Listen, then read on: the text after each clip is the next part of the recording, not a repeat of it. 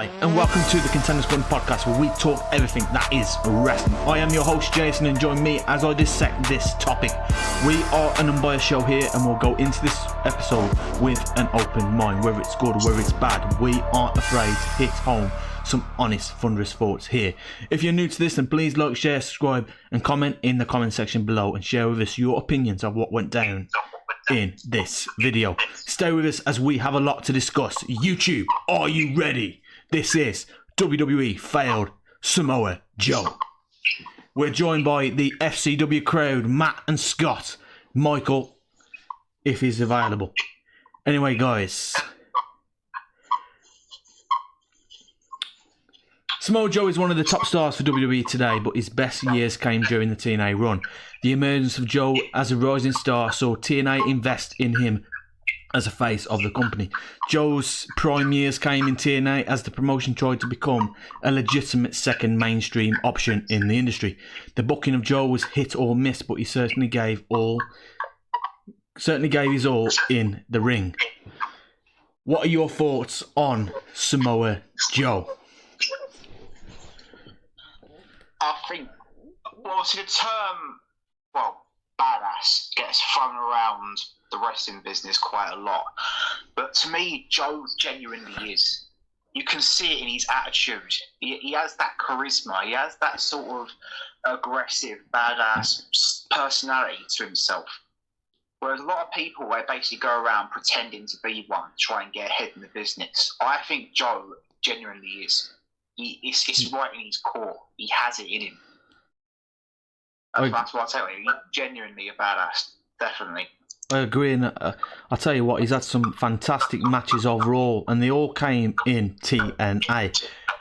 Matt, what are your thoughts on Joe in TNA?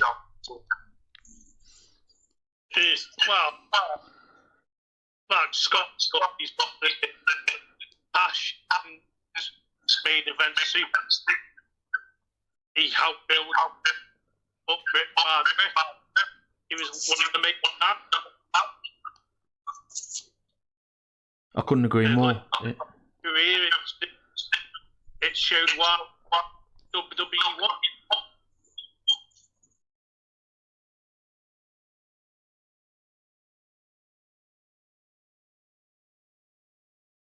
Any further thoughts, Matt?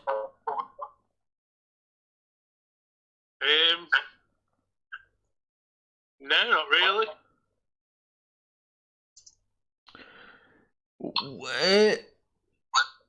What are your thoughts on his in-ring ability in TNA? Well, he was a part of some of the greatest matches, especially when he worked with AJ Styles and Christopher Daniels. Yeah, the three definitely. Of them, in a way, they sort of carried the main event picture in TNA for at least a year. I mean, the matches they put on, the triple threat matches for the TNA title, his individual matches against AJ Styles, Kurt Angle, the rest of them. For a big guy, he was an incredible wrestler. The fans were so behind him. I mean, what was the chant? Joe's gonna kill you. Every match he had, the fans loved him. The promoters loved him. You could tell that he was a star. He was 100% a star. Him, AJ, they were what made TNA amazing. And those early days before Hulk Hogan got there and things turned sour, he was a big reason why TNA such a huge threat to WWE. And for those of you who are not watching, we've got a post member in the chat to let you know. So Stacey's here. Welcome, Stacey. What's going on, fellas? What's going on, mate? You right? Huh? I'm good. I'm just about to get off work. What are your thoughts on Samoa Joe in TNA? One at a time, yo. What's up?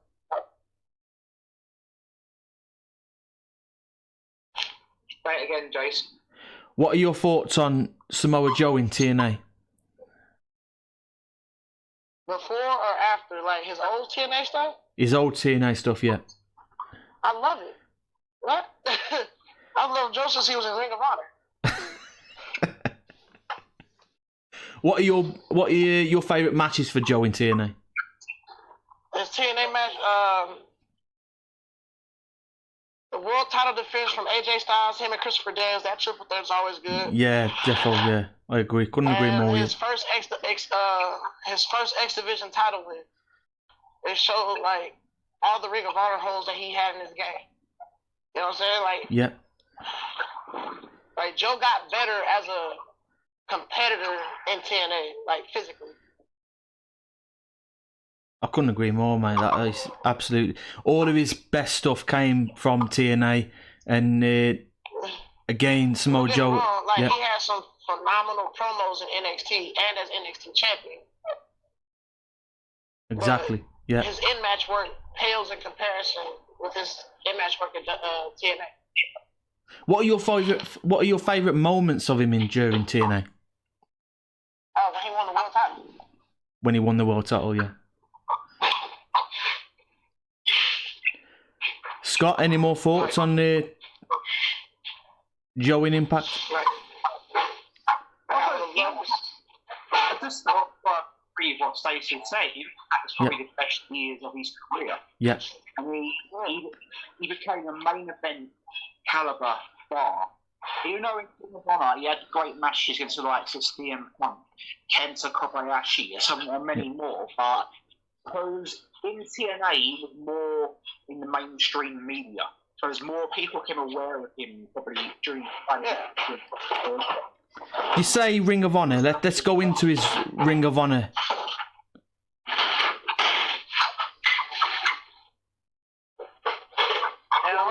Brian, Homicide, like they were all great champions.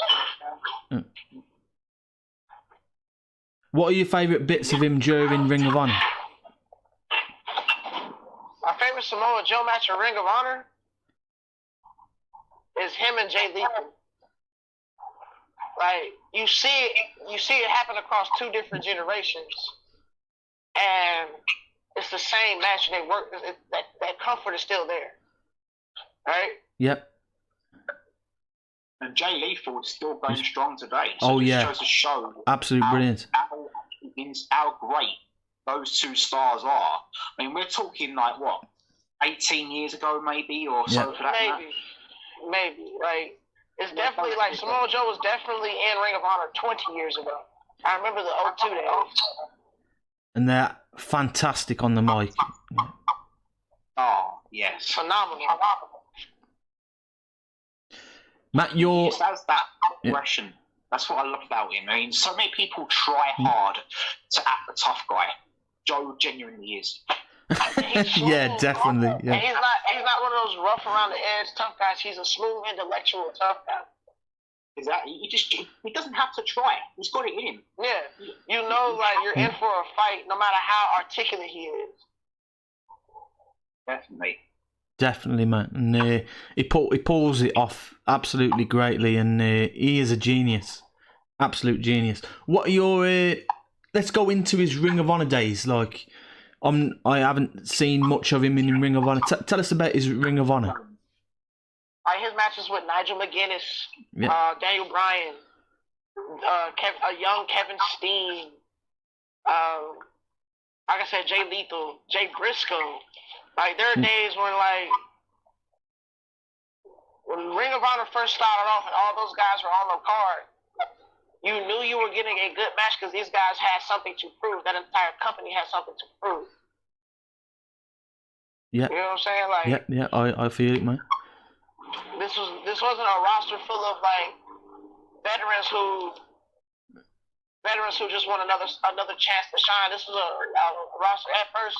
I mean, all of Ring of Honor's roster looks hungry, but at first this is a roster of your main event and your mid card looked exactly the same because they were all the same guys. Most definitely. I only know of two big Samoa Joe matches in Ring of Honor, basically from what I've read about.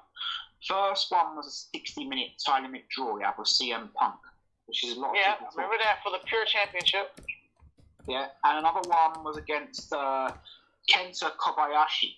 Kento was near the end of his career, and he come over to Ring of Honor because he wanted to work a big American show, and he wanted to be the heel. He wanted to be the heel in the match, but Joe took over the role as heel and helped carry the story behind that match. Because I read about it, that's how I knew about it. And that also helped push Joe into the spotlight too. At the same time, like Joe was one of the longest reigning Ring of Honor champions of the early days because of the moment he got to the spotlight. Not only did he keep himself over, he helped put other guys over, even in losses and wins. You know what I'm saying? Like it didn't matter if you lost. Like we all know, professional wrestling. It's not matter if you win or lose. It's how you please the crowd.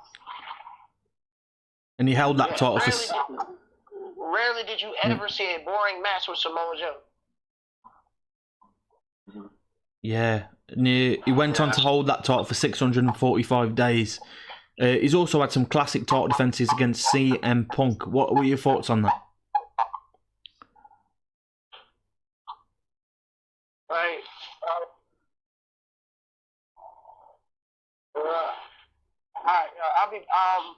I'm actually going to head home. Yeah.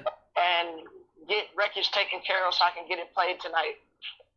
Thanks for joining, mate. Thank you. I have to ask you that afterwards, Tracy. I'll catch up with you afterwards privately. I got you. I got you, bro. Just hit me up. Just text me when you need me. Yeah, no problem. Thank you, mate. All right. What are your thoughts on him with CM Punk in Ring of Honor?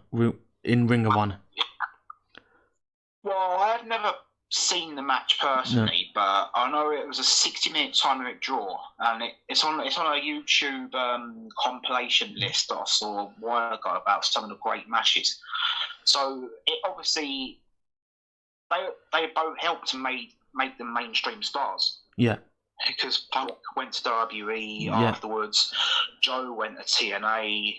I mean, Ring of Honor is a bit of a proving ground for a lot of people.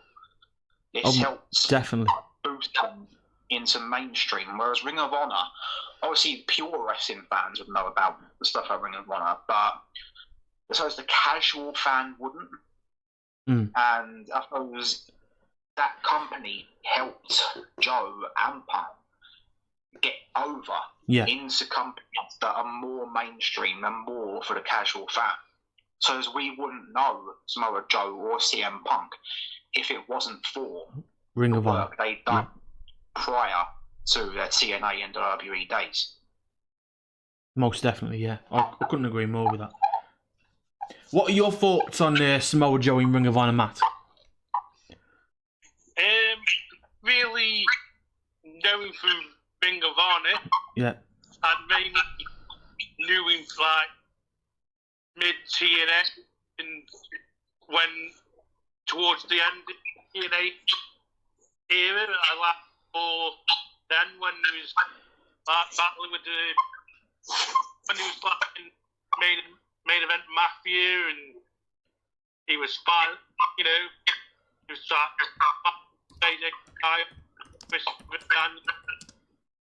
and then obviously after his TNA run, he was doing tours. He was with Finn Balor for the NXT. He just grew and grew on me, and at that time he had wrestling for doing his UK tours, and the matches the people over that weekend was absolutely out of this world, and you can no wonder that he was about to sign for WWE because his athletic ability. So the man of his size, wow, just unbelievable. You say the main event Mafia. Let's talk about the main event Mafia for a while. Scott, what are your thoughts on him in this stable? At the time, I wasn't watching. I didn't start watching TNA until about 2010-ish, where I remember they done a remake of the Main Event Mafia, which was, I think it was Sting, Magnus. I think Joe was in that one too. I think. So I remember it from the second time round, where I think it didn't really live up to the hype it did the first time. I think they were feuding with Aces and Eights at the time. I don't think it probably lived up to the hype that it probably should have at the time. But I think the first go round, look at the stars that was in that stable. I mean, we're talking Kurt Angle, Booker T, Scott Steiner. These guys are like established names. Yeah. And you're working with guys like that. Obviously, if you're in a stable of guys like that, there just goes to show even more the potential and the talent that Samoa Joe had. For someone who was a lot younger back then, he was still given those pushes. I think even now, he's still capable of getting those pushes. So it's just a testament to the guy. It really is. Matt, what are your thoughts on him in the Main Event Mafia? I thought he was like the deputy manager. How important he was to the faction at the time. Yeah. You had your Kurt Angle, you had your Sting, your not said he didn't feel left out. He was the main guy. Just didn't feel one bit. Moving on. Others have said that during his time in Impact, he was misused.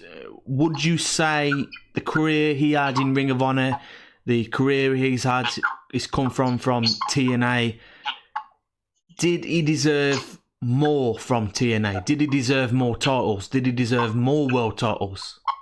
What are your thoughts on this, Scott? I suppose at the same time, you've got to sort of remember that the amount of people that says push one guy, an equal amount of people would say push another. And I suppose at the same time, you can't really push everybody. Yeah, I know what you mean. Around you.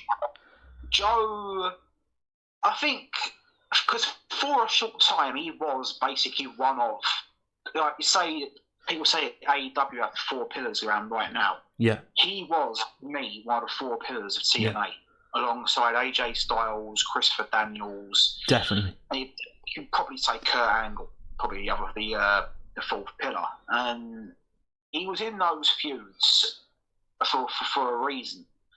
Now, when I started watching it in 2010, when it started showing on Challenge TV over here in the UK, I don't think he was ever world champion from that time onwards. No. Whereas he's probably reigns as world champion was probably like 2009 and earlier. Yeah. So for me to not see Joe as world champion, looking back on it, I suppose you could say, I think he could have had at least 1 or 2 more runs as a champion, considering the.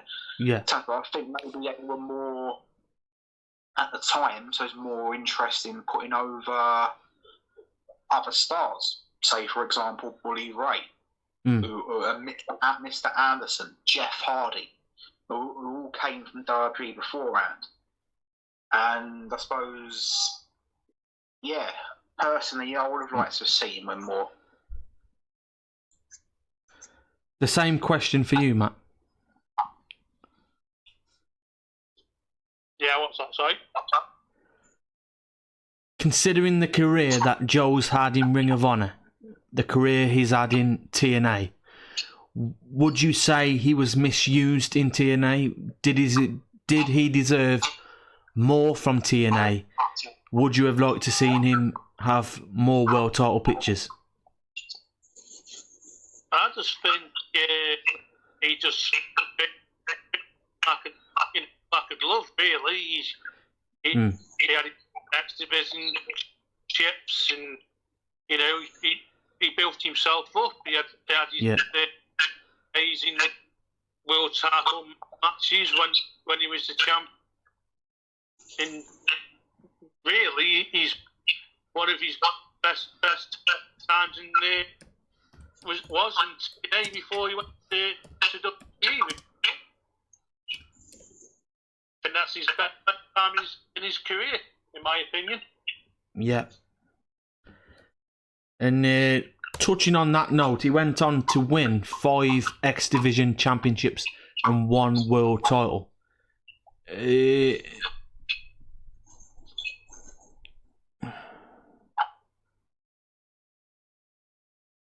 Yeah, he was TNA World Heavyweight Champion around 2006, 2008. It was in the main event Mafia around 2009ish. That was the same time you started watching, wasn't it, Scott? Yeah, I started watching it, I think, March 2010. So I remember as he came on Challenge TV, and I started watching it, and I can't remember the feud Joe was in at the time, but I remember the world champion, I think. Who was the world champion now? I don't know if it was Sting. I can't remember if it was Sting or not. It was the first world champion that I saw there. But yeah, I mean, Joe, he was also always someone I liked watching. I always loved watching Joe. I mean, I love the time, you know, when someone goes up the top rope and goes to jump on him, he just walks away nonchalantly, like nothing's happening, and the guy just falls to the floor. He just walks away like nothing's happening, and the guy just falls right down to the floor. One of the better things I've seen in wrestling. I love it when Joe did that. He's just so incredible to watch. I think it would have been nice to have seen like him as world champion more often. More often, yeah. Definitely. So he debuted around June the 14th, 2005 in Total Non-Stop Action Wrestling, known as TNA. Matt, was you watching Joe around that time, 2005, 2006, when he went on for an undefeated streak?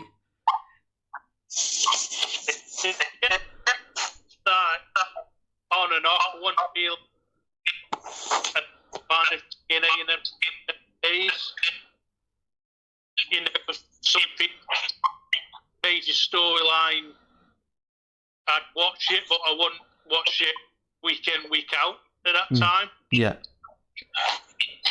But it was like when, you know, when Bishop Hope like beginning to take over, it just kind of ruins the whole original stuff, really. Yeah. Moving into that, when TNA became sour, Scott, what was it that told you that TNA was sour for you? What started it becoming sour? I think when it started losing its big names. I think he lost Angle, AJ, Joe went. It was losing a lot of key names in key positions. Yep. And that's where I probably started thinking, it's not going to go well here now. It's too many big names are going. And it's went into full rebuild mode. It just sort of like collapsed. Whereas when I started watching it, I was seeing guys like Jeff Hardy, Mr. Anderson, Sting, Kurt Angle fighting for the title, and then it got to a stage where we had Eli Drake, and I was not to mock them or anything like that, because they're all great wrestlers in their own right, but their names aren't as prestigious as Kurt Angle, Sting, AJ Styles, Jeff Hardy, and the rest of them. Yeah. And I suppose they went into they started looking at newer stars. I suppose for a while it just didn't work.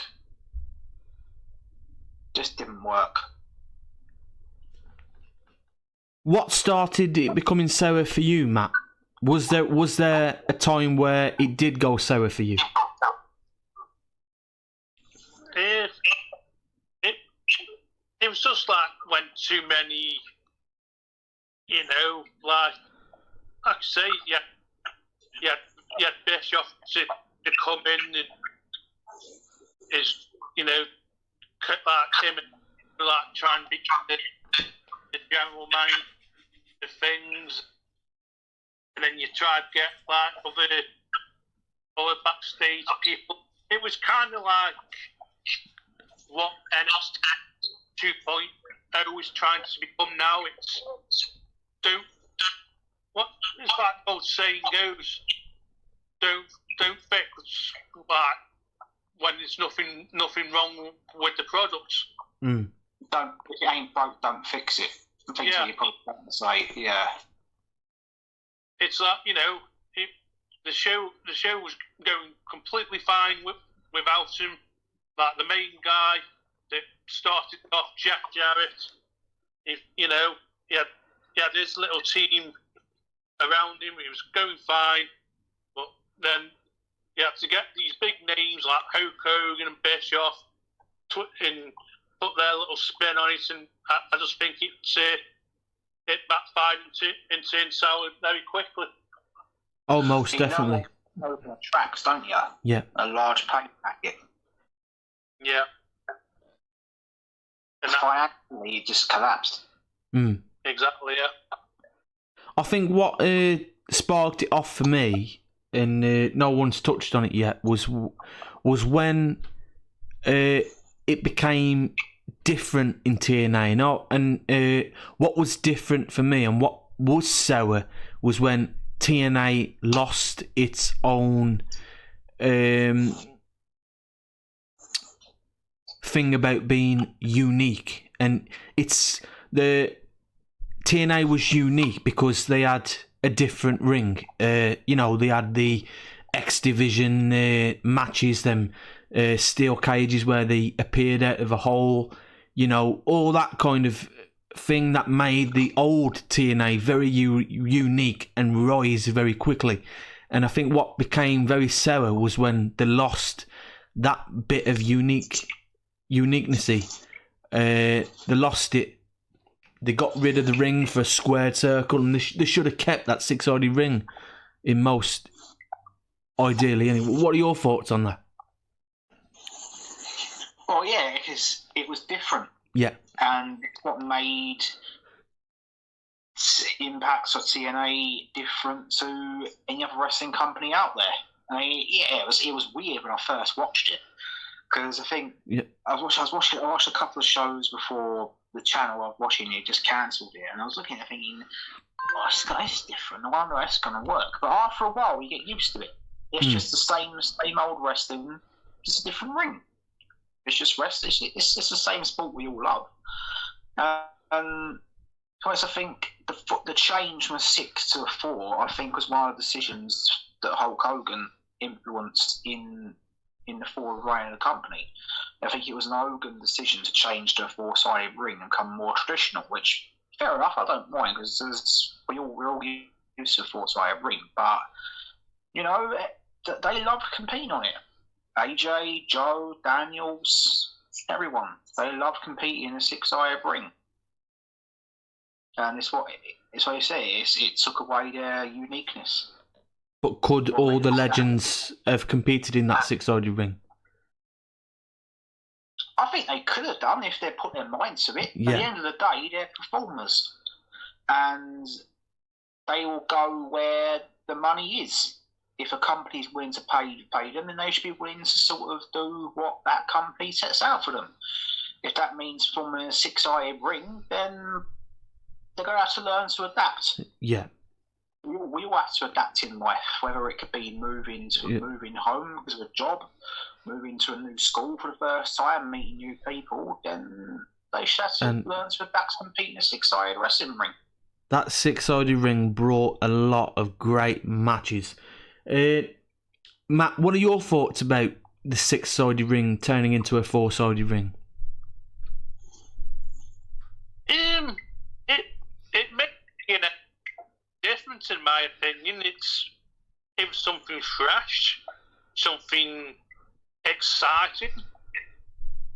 It's like, fast paced. It worked. Yeah. But then, in the end, they wanted to go to not size four-sided rings. That's probably where they lost a bit of. Some things you want to do and it works. Yeah. Like I say, like I said, earlier on, if it works, it works. Just you don't need to fix it. Exactly. And that's my opinion. If something different, it worked. The fans loved it. Fast paced. Absolutely. Don't change it. And this six-sided ring brought us the Ultimate X match. What are your thoughts on that, Scott? Oh, it's one of the greatest matches in wrestling, wasn't it? Brilliant. I mean, the excitement, the drama, the scaffolding. It was just so different. I remember they were showing some classic pay-per-views on the Challenge. I think one of them was an old TNA Sacrifice. It's this move that Frankie Kazarian hit on Christopher Daniels. I think Daniels hanging upside down from the X, and Kazarian jumped and caught him like a cutter, and from the X and laid down. Probably one of the most dangerous wrestling moves you'll ever see. It brought out things like that. It was just a fantastic match. Because you have four people going for the same belt, all on the X, going across, and it's basically who's going to get it first. It's different to a ladder match, and for me, it's just an ultimate fantastic wrestling match. What are your thoughts on the Ultimate X match, Matt? Like I say, it was something new that no one's ever seen before. It's a little bit of a different twist on a ladder match, like Scott said. Yeah.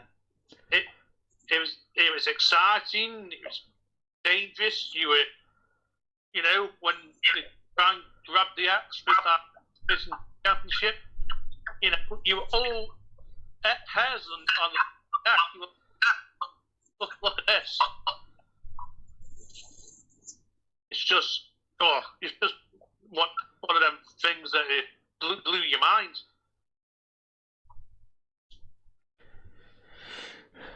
Was there any drama around TNA when it was sinking?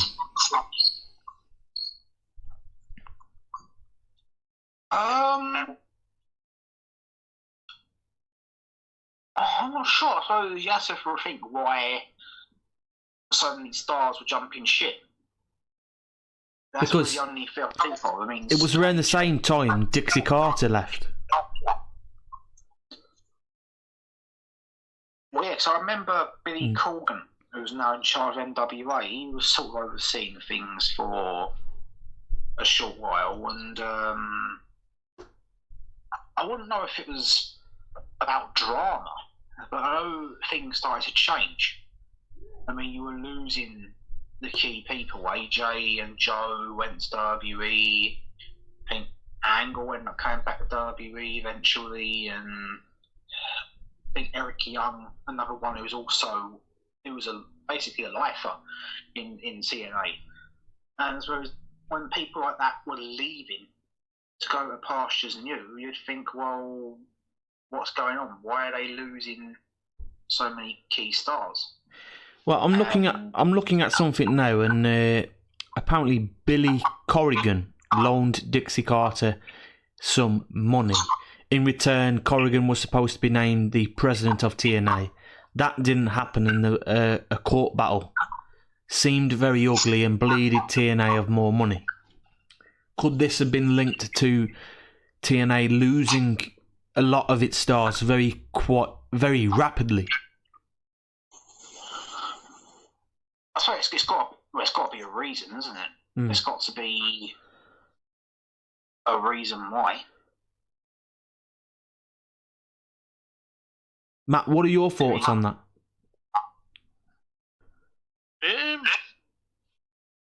Don't really know if there was any drama, but that people leaving makes you think what actually did go on backstage to make him leave and jump ship. Exactly. Was it money? Was it contracts? Was it heat with other people? Well, financially, they took a bit of a hit.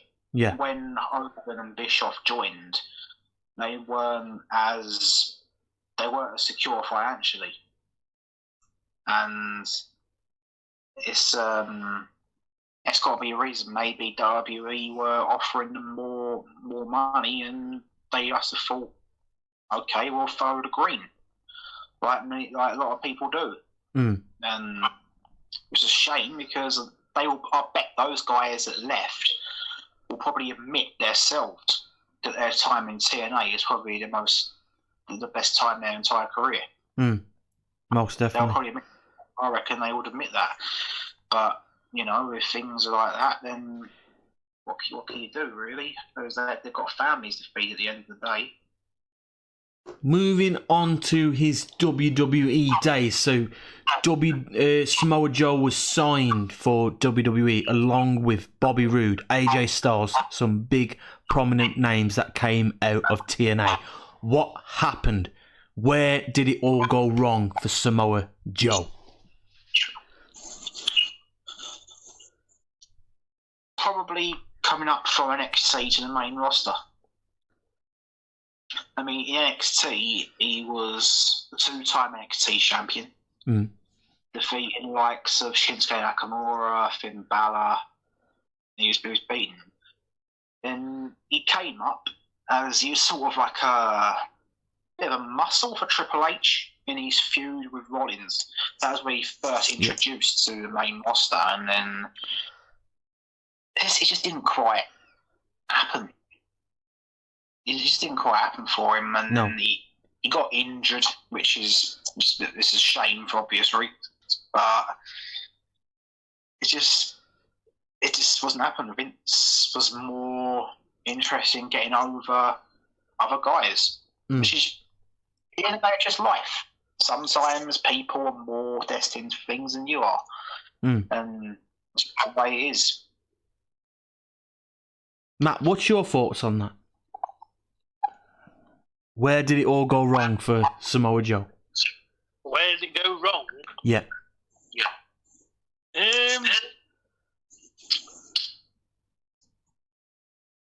I'd probably actually going back into NXT for his second run. Really, because he had his concussion, which they say that it was due to him filming a commercial. But the amount of time that he had off because of that, it was like, well, he would have been cleared after a couple of weeks. And then people are thinking, well, why isn't he on TV? Surely he's got to be cleared by now to get back. And then you hear all this rumours about, NXT's going to have a revamp, and then all of a sudden he comes back. He's right-hand man, which I found that was, a good way of back. Which in my opinion, I thought it was a bit predictable, because obviously, eventually you're going to tell Regal, I can't do this anymore. I want to wrestle. Yeah. Which was the case. He dethroned Karrion Kross. And it was an absolutely fantastic match. And then all of a sudden, he apparently had another injury. And then, as we know, rest was history. He never got his chance to get his title back, which he never lost. Are we going to see him return in the ring? I hope the answer is yes. Mm. I would like to see him somewhere. I mean, it probably would be Impact Wrestling if I gotta be perfectly honest, because it's a company that he knows, even though it's under a different ownership and different stewardship now. But I think they're someone with his experience and his stature in the world of professional wrestling would work wonders for a company like that. And there's history there. They've got great young stars. People like Moose, people like W. Morrissey, but they're not exactly as established as someone like Samoa Joe is. Samoa Joe is a World Championship Hall of Fame caliber wrestler, whereas the others in the company aren't quite at that level. Yeah. And someone like him, I mean, the experience that he could give to the younger talent in the company, guys like Chris Bay, guys like even Josh Alexander, even though he's on a hot streak right now, I suppose anyone can still learn from a guy like Samoa Joe. His experience is invaluable. It's over 20 plus years in the game, been involved in some of the biggest companies out there. It'll be a fantastic pickup. I mean, a lot of people will probably say AEW, which would also be a good pickup. But for me, Impact is probably the smartest choice. Maybe you could work a schedule with them. What are your thoughts on that, Matt? If what's next for Joe, I can see where Scott was coming from. That Impact was his home, but I could see him maybe going to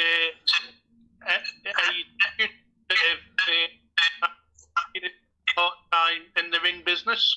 AEW, what do you mean? Maybe you can teach the young up-and-comers in AEW and then, do a bit of part-time wrestling in between. I see, yeah. I suppose my argument to that is... Oh, here we go. Counter-argument here. You've got guys like Chris Jericho and CM Punk that can do that. The AEW have got the established people like Bryan Danielson, CM Punk, Chris Jericho. Whereas Impact, they haven't quite got someone on that sort of caliber. So you wouldn't see... Sorry about this. So you wouldn't see Samoa Joe as a coach in AEW because they've got guys like Taz, Big Show, Chris Jericho there. Yeah. I would probably say, he would benefit the company. Of course, any company would benefit from a guy like Samoa Joe. But why would they be willing to pay out the contract for someone like Samoa Joe when you've got guys like CM Punk, Chris Jericho, and Bryan Danielson who are just as established as Joe is, maybe even more. And if the guys can learn from guys like and Christian Cage, another name that you mentioned, Mark Henry, Paul White. I mean, Joe would improve it, of course he would, but there's other names in there that people can learn from. Whereas maybe in Impact, someone like him could be, I think his services possibly could be put to more use there. That's just what I would say. I feel it. If there was a more prominent role for him in WWE, what would that have been, and what would you have liked to have seen him do more? I like to see him win more championships. Most definitely, yeah. I agree with that one. I'd like to. I mean, he had a few shots at it. He had a one-on-one match with Brock Lesnar. Brock Lesnar. It was that. Great Balls of Fire, I think it was at. Yeah. And then, which I'm so glad they dropped that name. Let's just be real here. And then I think he was involved also in the Fatal 4-Way for the championship at SummerSlam. Which is fair enough. He was in great matches. Well, I'd like to see at least one world title reign. But I mean, if Triple H was in charge, he probably would have. Defo. But that's just what happened. I mean, they pushed the younger guys like Seth Rollins, Dean Ambrose, Roman Reigns. Well, it's been that way for the last few years now. Yeah. So, Matt, what are your thoughts on that? Could there have been a more prominent role for Samoa Joe in WWE, and what would you have liked to have seen more from him? What role would I give him now? What is there a more prominent role you would have liked to have seen Samoa Joe in WWE? Please don't say sausage.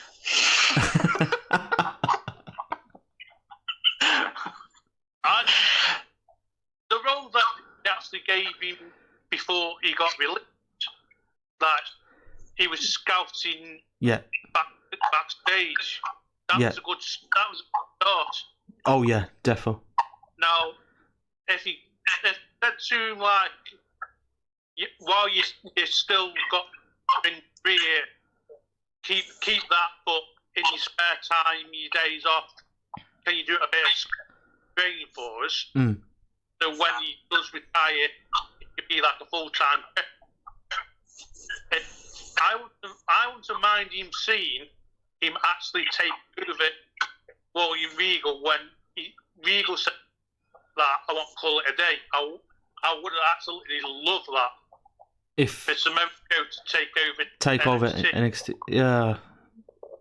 That's a topic that we want to discuss here as well. It's good that you mentioned Samoa Joe as a scout.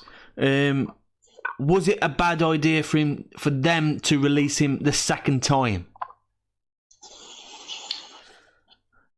As a fan, of course, we'd say yes, because we'd love to see Joe do it. I think they probably looked at it as, well, are they going to use him? Are they going to use him in the right way? If the answer's no, then maybe him not being on in WWE is probably the best decision all round. Because there's nothing that wrestling fans hate more than a talent getting underutilized in any company. And if he ain't going to get used, then I suppose business-wise it's a good decision. And as a fan, it's probably a good decision because we'd rather see him used. Yeah. And, I mean, he was way too good to be a commentator. Even though he was great on the commentary table, he was absolutely brilliant. Yeah. He's way too good for that. We all know where his real home is, and that's inside the wrestling ring. Hopefully, one day we will see that again. Hopefully, it's soon. Matt, what are your thoughts on that topic? Was it a crap move by WWE to release him the second time? I just thought it was absolutely, wow. What way can you actually describe it? Shocking, disgraceful, in PG kind of terms, but yeah, in what I would say, it was diabolical, really. Thanks for being professional. We have got younger viewers listening into this, if they're watching. Carry on, Matt. But yeah, but these releases when they come out and say, well, it's for this, it's for that, it's budget cuts. Nah. At first you were like, okay, fair enough, it's, a couple of releases here and there. But when it's every couple of months and it's big names here, big names there, I'm not having anything that WWE says at the moment. It's really seriously going to the dogs. They're ruining Raw and SmackDown. My only hope with NXT, and then they get people from the main roster, the writers and the backstage people to take it back. They ruin that, and the thing that you loved from over the years, it's just gone down the drain. It's good that you hit on with those. You sounded very emotional there. Right, so... Right, guys, I'm going to check out, because there's some things I've got to do, but good luck with the video. I hope it all goes well. I hope you get some good viewers, mate. And you, mate. Thank you. Yep. Thanks for joining, mate. See you later. So, for the last question, Matt. Yep. When you say they lost all hope, so they're losing wrestlers every other month, what's your take on it? Now that is it really budget cuts? What are your real feelings on it?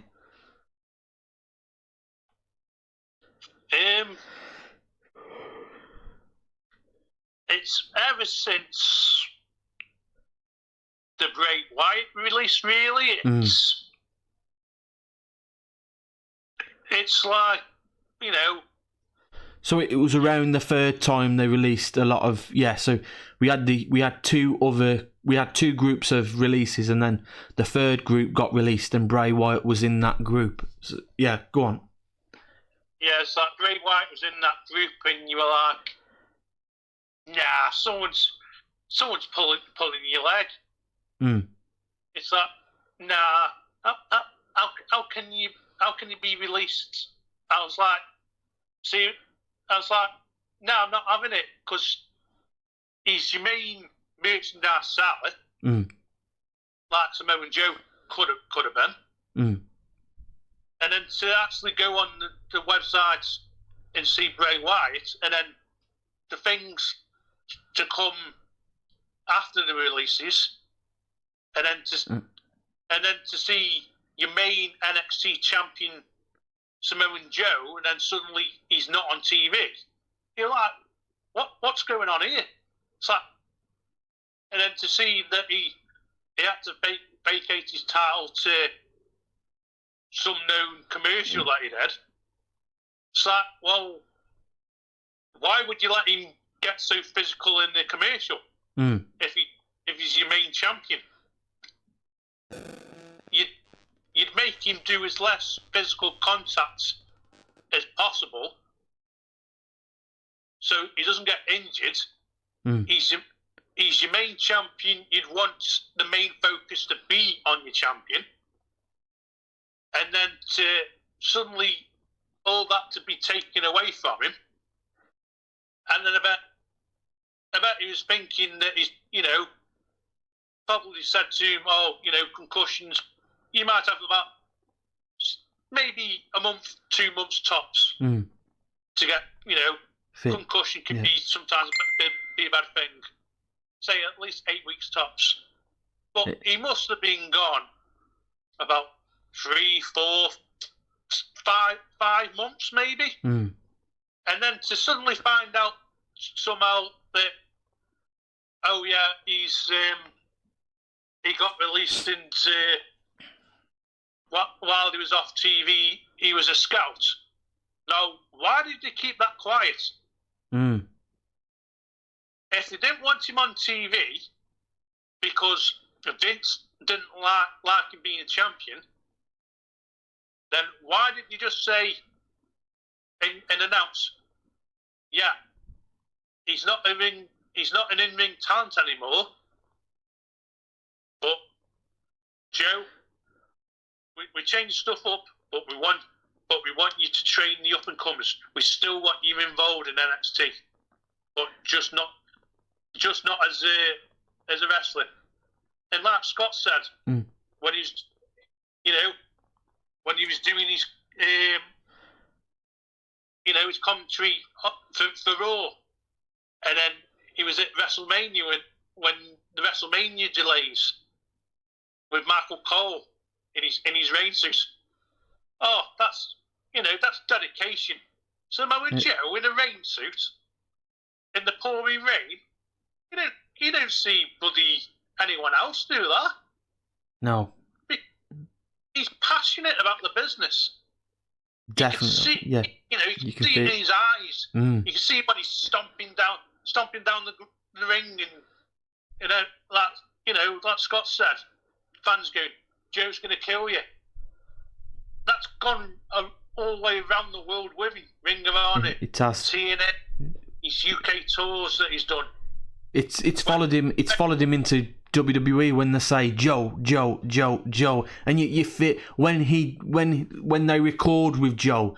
There was a segment with Karrion where he was attacking Karrion Kross in the back, and you could feel every single minute. Now I always go back to that recording when they did that segment with Karrion Kross and Samoa Joe, and it was absolutely fire. And that match, that end product, was absolutely fantastic. Oh yeah, totally agree with you. Would you say there's heat between? Because when you said earlier into that discussion, you said that you could feel some heat with Joe and Vince. Also, Vince has been in the crossfire with many other superstars, Bray Wyatt, some big prominent names. Are you buying this? Is Vince falling out with many stars the reason for their release? Vince falling out with the stars? Because he's recently fallen out with rumoured Ali.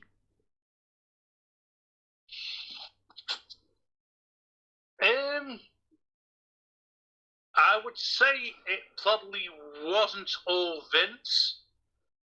I would say it was mainly half of the backstage people. Like, I would say it would be the head of the writers, like Bruce Pritchard and Kevin Dunn, obviously, and then, a bit of Vince.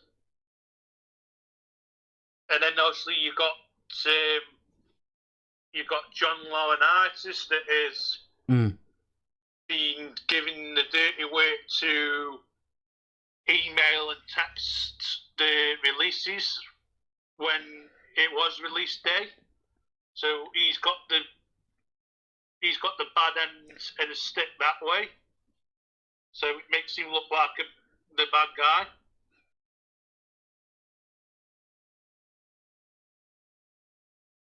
Is there any more hope for Samoa Joe?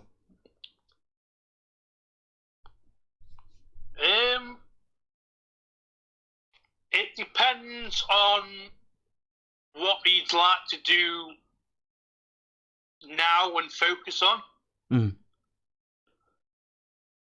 He could, he is getting on. He's probably in his, his early 40s, and many wrestlers don't seem to carry on now.